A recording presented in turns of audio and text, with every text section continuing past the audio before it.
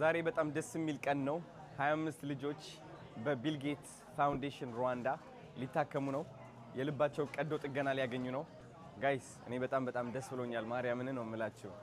እንግዲህ ተስፋ ቆርጠን ነበረ ማለት እኔ ነበር ተስፋ የቆረጥኩት፣ ግን ደግሞ መስራቴን አላቋረጥኩም። and I think ይህ ለእናንተ ትልቅ ትምህርት መሆን አለበት። ሁላችንም ሰዎች ነን፣ ተስፋ ልንቆርጥ እንችላለን። ስራችን ግን ማቋረጥ የለብንም። ምክንያቱም ተስፋ ቆርጦ እያለ የሚሰራ ሰው በር ይከፈትለታል። ምንም አይነት በር ሊቆለፍለት አይችልም። በሩ ቢዘጋ ጣራ ይከፈትለታልና 25 ልጆች የሚያክሙ ቢል ጌትስ ፋውንዴሽን ሩዋንዳ ዶክተሮች ተመድበው ሰርጀሪ ለመስራት ተዘጋጅተዋል። በጣም ነው ደስ የሚለው። ወደ $63,000 ደግሞ አሰባስበናል። ገና ደግሞ እነዚህ 100 ልጆች እንደርስባቸዋለን። አንድ ለእናንተ ያለኝ ጥያቄ ስፔሻሊ ለቲክቶከሮች ማለት ነው፣ ድጋፋችሁ ስትጠይቅ እንደ ድክመት እንዳትቆጥሩት፣ እንደ መተጋገዝ እንድታዩት ፈልጋለሁ። because አውቀዋለሁ የመተጋገዝ አቅም፣ የመተጋገዝ ኃይል።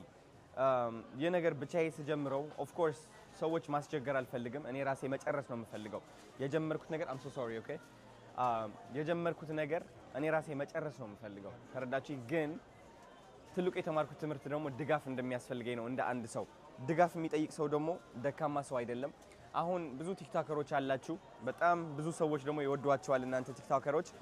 እኔ በበኩሌ 2 ልጆች 3 ልጆች ማሳከም እችላለሁ ብላችሁ ቃል ብትገቡ ቪዲዮ ብትሰሩ እነዚህ 100 ልጆች ባንዴ ማሳከም እንችላለን ማለት ነው።